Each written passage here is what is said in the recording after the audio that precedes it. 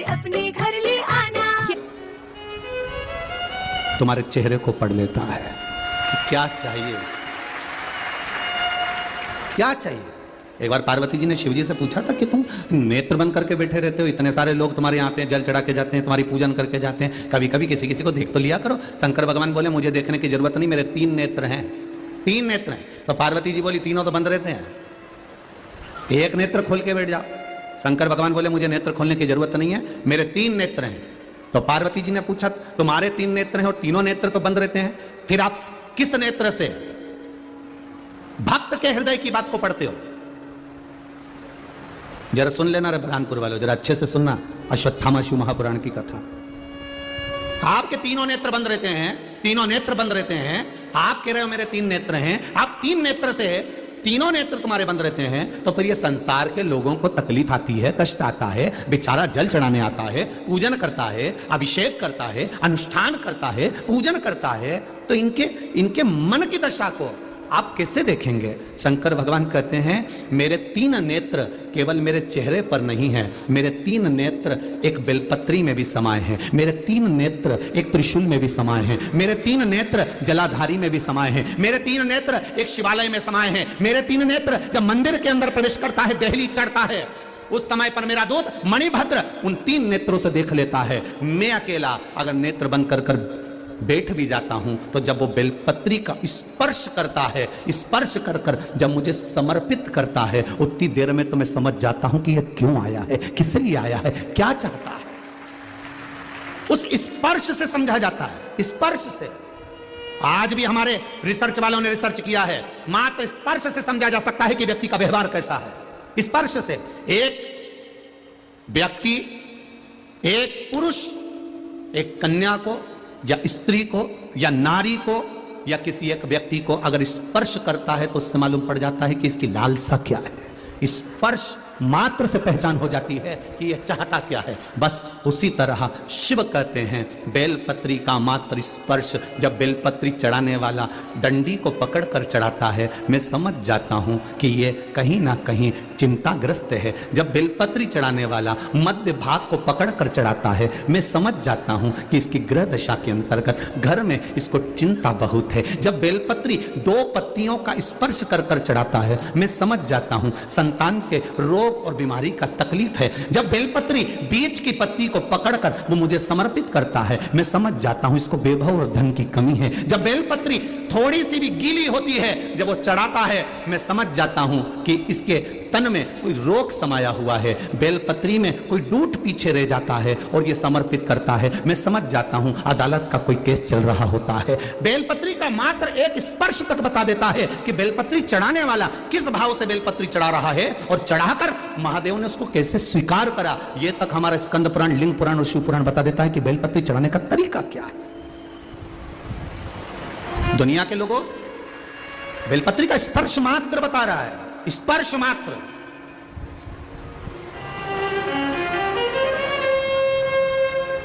केवल स्पर्श। क्यों?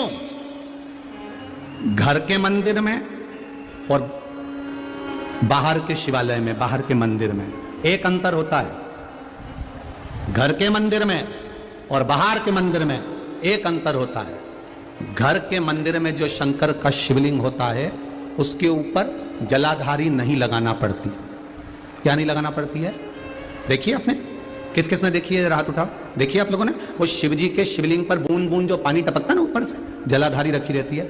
घर के मंदिर में जलाधारी की जरूरत नहीं पड़ती है, पर बाहर, घर के बाहर जो शिवालय हैं, मंदिर हैं, उसमें जलाधारी की जरूरत पड़ती है। जलाधारी की जरूरत पड़ती है। घर के मंदिर में जलाधारी नहीं चाहिए।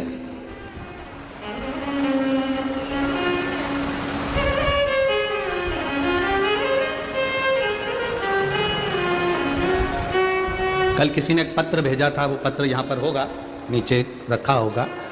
उसने पत्र में लिखा था, मान लो हमारे घर में एक ठाकुर जी हैं और एक ठाकुर जी और हमारे यहाँ आ गए, तो हम एक ठाकुर जी का क्या करें?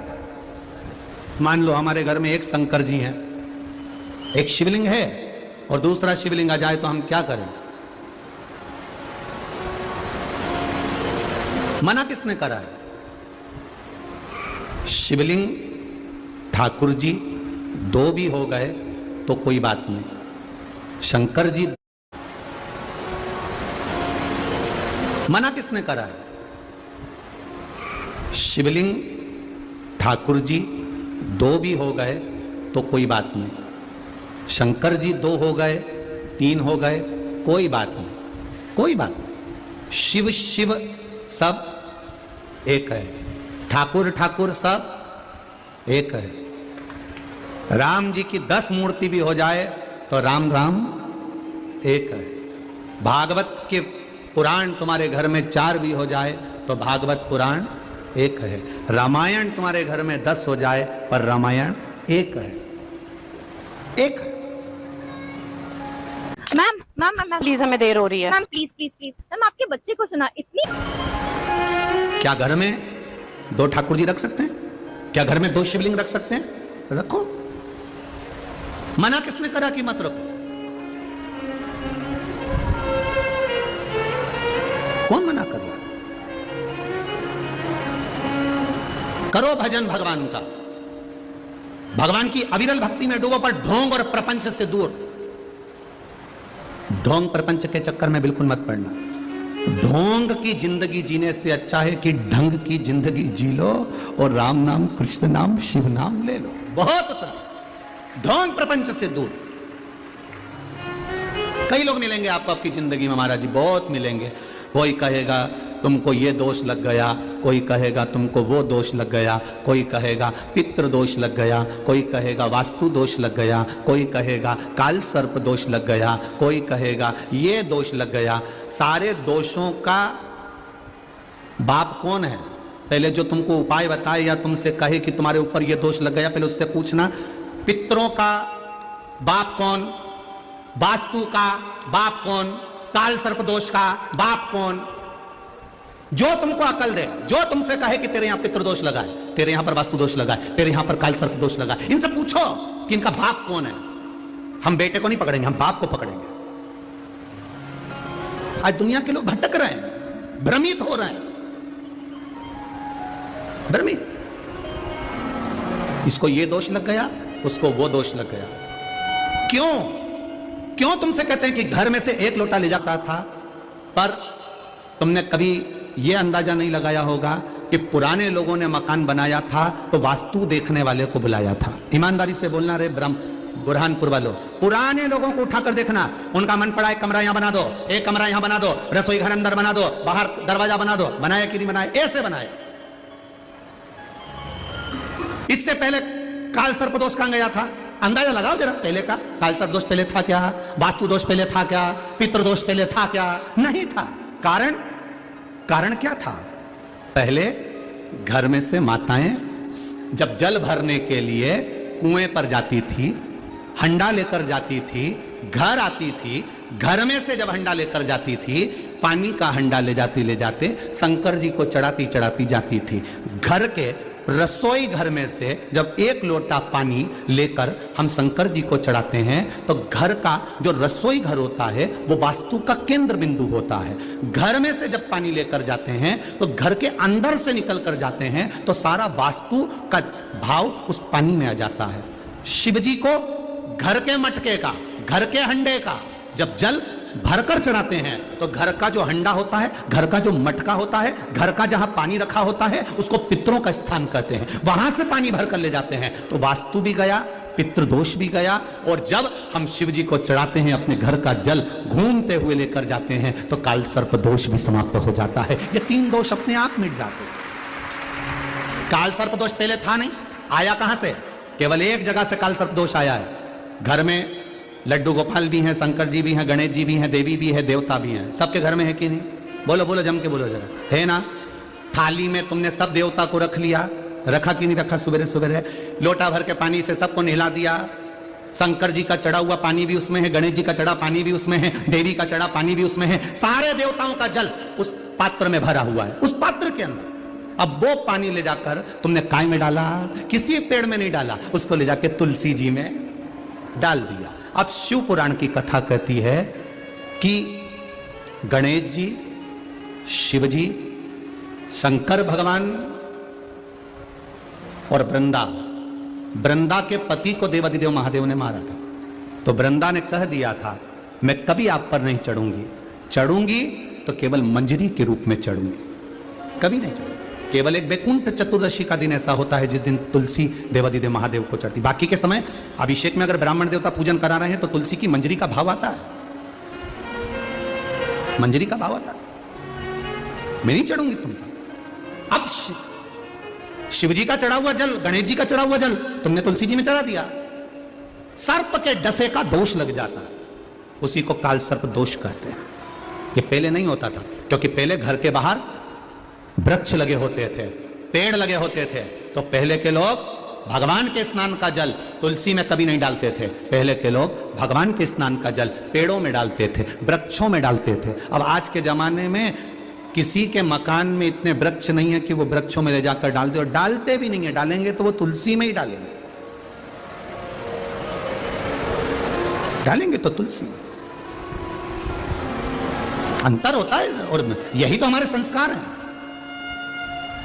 ये हमारे संस्कार हैं। एक प्रैक्टिकल करके देखना, सासू मां से निवेदन, एक प्रैक्टिकल करना घर में, कपड़े धोना और कपड़े का धुआ हुआ जो पानी है ना उसको घर के बच्चे को दे देना, ले इसको डालिया। घर का बच्चा वो कपड़ा धोया हुआ पानी ले जाकर तुलसी जी में डालेगा क्या? जम के बोलो जरा। नहीं, घर का बच्चे से ये मत कहना कि इस पानी को कहां डालना, बस इतना कह दो कपड़े धोया हुआ पानी बच्चे को पकड़ाना और कह देना कि इसको डालिया।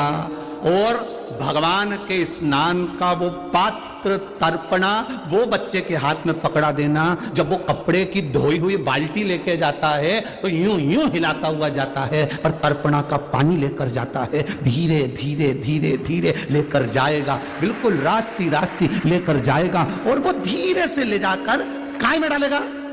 तुलसी जी में डालेगा। ये हमारा सनातन धर्म का संस्कार है, ये हमारे सनातन धर्म का संस्कार है।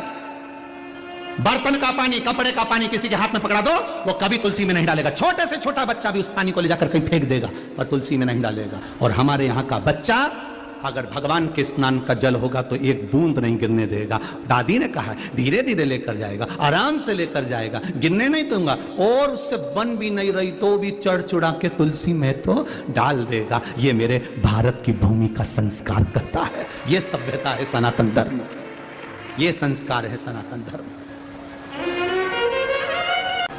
आपको प्रसन्नता होना चाहिए। दुख आएगा, सुख आएगा, जीवन में दुख सुख तो ये चलता है, मनुष्य की देह, मानव का शरीर है, चलना है, ये तो मिलना है। थोड़ा बहुत कष्ट आया गया, आया और गया, मिलेगा दुख सुख। किसको नहीं मिला? अश्वत्थामा के पिता गुरु द्रोणाचार्य को दुख मिला। एक गाय नहीं थी घर में, बेटे ने 4 वर्ष की आयु में तप कर कर शंकर भगवान को प्रकट करा, दूधेश्वर महादेव प्रकट हो गए, जिनका नाम टपकेश्वर महादेव भी पड़ा। शिवजी ने पूछा अश्वत्थामा से, तू 4 साल का है, दुनिया के लोग तप करते हैं तो हीरा सोना चांदी अंबर पीतांबर दौलत वैभव सत्ता मांगते हैं, तू क्या मांग रहा है? केवल गाय का दूध आज तक नहीं पिया, वो गाय माता का दूध मुझे पीना है। शिवजी कह रहे हैं गाय का दूध मांग रहा है, केवल गाय का दूध? हाँ, केवल गाय का दूध। गाय का दूध तो तुझे कोई नहीं दे देता रे अश्वत्थामा।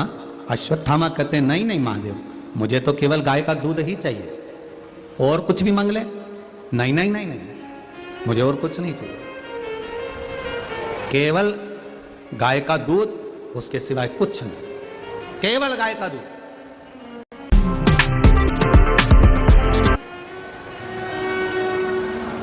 केवल गाय का दूध। हाँ, शिवजी ने कहा ठीक है अश्वत्थामा ले।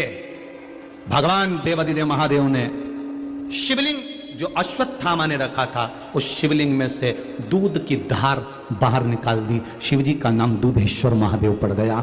अश्वत्थामा उसका आचमन कर रहा, अश्वत्थामा आचमन कर रहा, आचमन। और अश्वत्थामा जब आचमन कर रहे हैं, आचमन कर रहे हैं, वो गाय के दूध का आचमन अश्वत्थामा कर रहा है, गाय के दूध का आचमन। और आचमन कर कर अश्वत्थामा जब कुछ देर हाथ को खासा कर कर धोकर अश्वत्थामा ने जब शिवलिंग का स्पर्श किया, मेरी माताओं से, मेरी जीजियों से, बरहानपुर की सभी माओं से, बेटियों से, मेरी बहनों से, मेरी जीजियों से और जितने भाई लोग बैठे हैं मेरे जीजाओं से निवेदन है, शिव मंदिर में जाना अगर मान लो जल चढ़ाने का नहीं हो तो या तो शंकर मंदिर की चौखट या नंदी का पीछे वाला चरण, नंदी का जो एक पांव पीछे होता है वो चरण, या शिवलिंग का स्पर्श वो भी ना हो पाए, वो भी अगर ना हो पाए तो शिवलिंग की चौखट का स्पर्श, वो भी ना हो पाए तो नंदी का स्पर्श, वो भी ना हो पाए तो जिस भूमि से, जिस रास्ते से मंदिर के अंदर प्रवेश करते हो उस भूमि का भी अगर स्पर्श हो जाता है तो शिव तत्व प्राप्त हो जाता है। शिव तत्व मिल गया महाराज, शिव की प्राप्ति हो जाती है, फिर वो रुकता नहीं। महाराज कलिकाल में जितना भगवान का नाम ले सकते हो उतना लीजिए, कलिकाल में जितना भगवान का भजन कर सकते हो उतना करिए। और जब कलिकाल में हम भगवान के नाम का भजन करते हैं, भगवान का भजन करते रहते हैं, भगवान का स्मरण करते रहते हैं, भगवत कीर्तन करते रहते हैं, भगवत नाम लेते रहते हैं, तो हमारे पूर्व का जो पाप है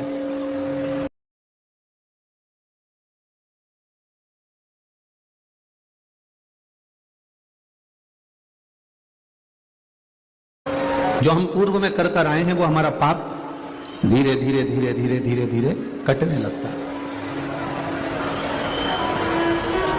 कहीं भटकने से भी हम अगर भगवान का नाम का उच्चारण करेंगे तो ये निश्चित है कि हमारा फिर जन्म ना होकर हम भगवान की शरणागति ग्रहण करेंगे, ये निश्चित था।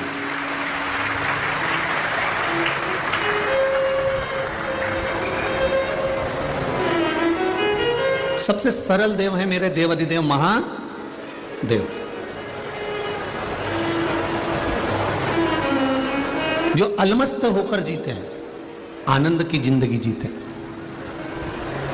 और अपने भक्तों को भी कहते हैं कि अलमस्त की जिंदगी जीना, यहां वहां प्रपंच की जिंदगी मत जीना। शिव महापुराण की कथा यहां तक कहती है कि ढोंग की जिंदगी से अच्छा है कि ढंग की थोड़ी सी जिंदगी जी लो तो तुम्हें परमात्मा के मिलने में देरी नहीं है।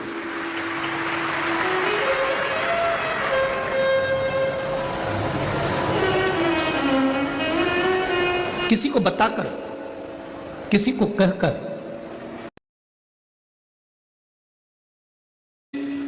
2 घंटे भगवान का भजन करता हूं, मैं 3 घंटा भगवान का भजन करता हूं, मैं 4 घंटा भगवान का भजन करता हूं, मैं 5 घंटा भगवान का भजन करता हूं, मैं इतनी देर माला लेकर बैठता हूं, मैं इतनी देर भगवान का पूजन करता हूं, मैं इतनी देर देवाधिदेव महादेव पर जल चढ़ाता हूं, मैं इतनी देर भगवत भजन में लगा रहता हूं।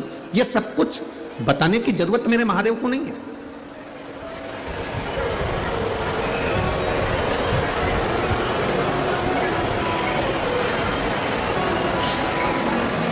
मेरे महादेव को कभी नहीं बताना पड़ता कि मैंने 1 लोटा जल चढ़ाया, कि बेलपत्र चढ़ाई, कि मैंने आपके ऊपर भस्म चढ़ाई, कि मैंने आपके ऊपर धतूरा चढ़ाया, कि मैंने चावल का एक दाना चढ़ाया।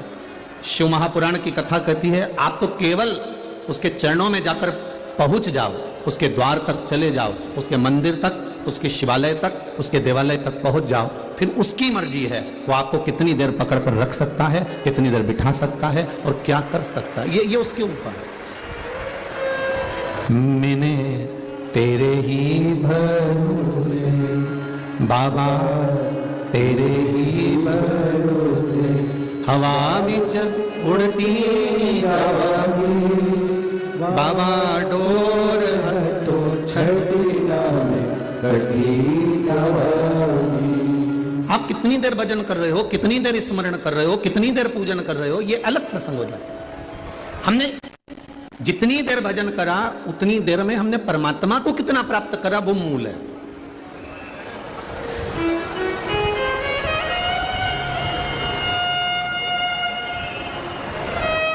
पांच लोगों को नींद नहीं आती महाराज, कितने लोगों को? बोलो बोलो, जम के बोलो जरा। 5 लोगों को नींद नहीं आती, वो सो नहीं सकता रात भर। पहले नंबर पर है लोभी, जो बहुत लालची होता है, बहुत लोभी होता है, उसको रात भर नींद नहीं आती, पूरी रात सोचते रहता है कि कल क्या करना है, कैसे धन लाना है, किससे लाना है, किस प्रकार से लाना है। 5 लोगों को नींद नहीं आती, उसमें पहले नंबर का है लोभी, दूसरे नंबर का है रोगी, जिसको रोग है, जिसका स्वास्थ्य खराब है, जिसकी तबीयत खराब है, जिसको कष्ट है, जिसको जीवन में थोड़ा बहुत भी शरीर में कष्ट है, रोग है, रोगी है, उसको नींद नहीं आएगी। पहले नंबर का कौन है? जम के बोलो जरा। लोभी, दूसरे नंबर का रोगी, और तीसरे नंबर का भोगी, जो भोग करने वाला होता है, आसक्तियों में डूबने वाला होता है, उसको भी नींद नहीं आती। वो कितना ही प्रयास कर ले, वो सो नहीं पाता। चौथे नंबर पर है कामी, कामना में डूबने वाला, रात भर विचार करता रहता है, कामना में डूबा रहता है, काम में डूबा रहता है, कामी को नींद नहीं आती। और 5वें नंबर पर है ढोंगी, ढोंग करने वाला, उसको भी रात भर नींद नहीं आती, वो यही सोचता रहता है कि कल मैं क्या करूंगा। एक ढोंग करने वाले को भी नींद नहीं आती, कल क्या मुझे करना है, कल मुझे क्या दिखाना है, कल मुझे कौन सा ढोंग करना है, कल मुझे कौन सा प्रपंच करना है, कल मुझे कौन सा एक प्रपंच कर कर दुनिया के लोगों को रिझाना है। तो 5 लोगों को नींद नहीं आती, पहला लोभी, दूसरा रोगी, तीसरा भोगी, चौथा कामी, और 5वां ढोंगी, जो ढोंग करने वाला होता है, प्रपंच करने वाला होता है, दिखावा करने वाला होता है, जो थोड़ी थोड़ी देर में ढोंग कर कर दुनिया के लोगों को अपने काबू में करना जानता है। वो ढोंगी को भी दूसरे दिन क्या करना है इसलिए नींद नहीं आती। दुनिया में केवल एक व्यक्ति को चैन की नींद आती है, वो है हमारा त्यागी संत साधु, अलमस्त होकर सोता है, उसे कोई मतलब नहीं। एक भगवत भजन करने वाला, कीर्तन करने वाला, ठाकुर से लाड़ लड़ाने वाला, राम कहने वाला, कृष्ण कहने वाला, शिव की आराधना करने वाला, भगवत भजन करने वाला, मंत्र जाप करने वाला, स्मरण करने वाला, नाम परमात्मा का लेने वाला, और भगवान की सेवा में 24 घंटे लगे रहने वाले को पलंग पर पड़ते से ही नींद आ जाती है, क्योंकि वो परमात्मा पर छोड़कर सोता है। उसके भीतर ना लोभ है, उसके भीतर ना काम है, उसके भीतर ना रोग है, उसके भीतर ना वासना है, उसके भीतर ना आसक्ति है, उसके भीतर ना ढोंग है। वो जितना करता है वो परमात्मा को पाने के लिए करता है, परमात्मा की प्राप्ति के लिए करता है। इसलिए शिव महापुराण की कथा कहती है कि जब आप 1 लोटा जल लेकर देवादिदेव महादेव के पास में जाते हो, आप 1 लोटा जल अर्थात हाथ में कलश आता है और हमारे घर का क्लेश चला जाता है। वो 1 लोटा जल लेकर जब हम देवादिदेव महादेव के पास पहुंचते हैं तो हम इन सभी चीजों से छूट जाते हैं और परमात्मा के, मेरे देव अधिदेव महादेव के, मेरे शंभु के, मेरे राम के, मेरे कृष्ण के हम हो जाते हैं। भक्ति में रमने का मौका है शिव तत्व। भगवान की अविरल भक्ति को प्राप्त करने का मौका है शिव तत्व।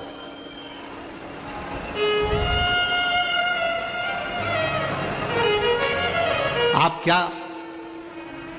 कर रहे हो? आपने क्या भगवान को दिया? आपने क्या भगवान को समर्पित किया? उससे मतलब नहीं होना चाहिए। मतलब यह होना चाहिए कि मैंने जो परमात्मा को दिया उससे परमात्मा मुझ पर प्रसन्न हुआ कि नहीं हुआ। पहले के समय में लोग मंदिर जाते थे, मंदिर की बाल्टी में से, मंदिर के नल में से पानी भरते थे और देवादिदेव महादेव को चढ़ा देते थे। अब आपने देखा होगा लोग भक्त अपने घर से जल लेकर जाता है, अपने घर से पानी लेकर जाता। घर से जल लेकर जाना मतलब भगवान शिव से अपने मन की बात, अपने हृदय की बात देवादिदेव महादेव से कह देना।